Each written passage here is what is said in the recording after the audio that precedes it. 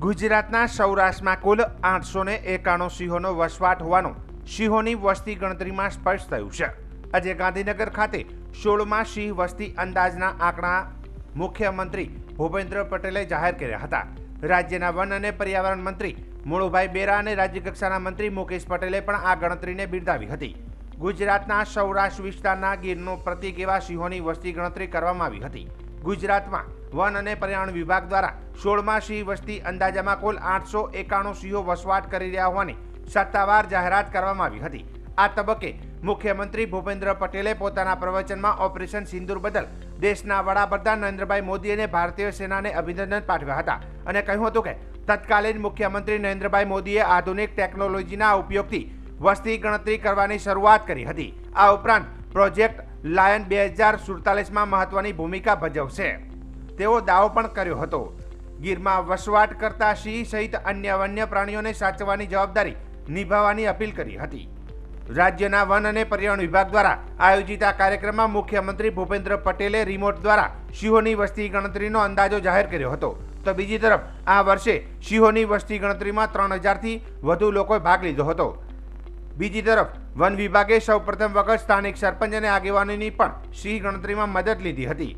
રાજ્યના વન વિભાગ દ્વારા 35,000 ચોરસ કિલોમીટર વિસ્તારમાં સિંહ વસ્તી ગણતરી કરવામાં આવી હતી, જેમાં 11 જિલ્લાના 58 તાલુકાઓનો પણ સમાવેશ કરવામાં આવ્યો હતો। સરકાર પણ સિંહ સંવર્ધન અને સિંહના રક્ષણ માટે તમામ પ્રયાસો આજે પણ કરી રહી હોવાનો દાવો કરવામાં આવ્યો હતો। ભારતની શાન એવા સિંહ એટલે કે શેરની વસ્તી અંદાજના આંકડાનો આજે જાહેર કરવાનો પ્રસંગ છે।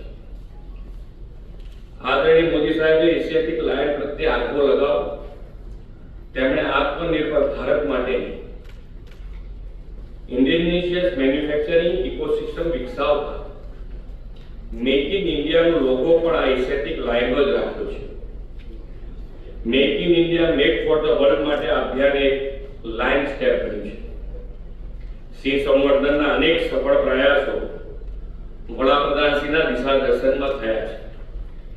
ગીરના સિંહો એશિયાની અલભ્ય વન્ય પ્રાણી સૃષ્ટિ અને જૈવિક સંસ્કૃતિ છે। जो 16वीं वस्ती गिनती के आज संख्या हम लोगों ने जाहिर किया है, उसमें कुल जो है 745 जितने गिनती एकम थे। हर एक गिनती एकम में 5 से 6 लोग उसमें जुड़े हुए थे, जिसमें कुछ वॉलंटियर थे, स्टाफ थे और गांव के जो सरपंच या उसके कुछ अग्रज व्यक्ति भी थे। तो इस तरह से एक छोटी टीम के साथ एक जो गिनती एकम था उसमें हम लोगों ने गिनती किया और कुल 3,854 जितने लोग इसमें जुड़े हुए थे।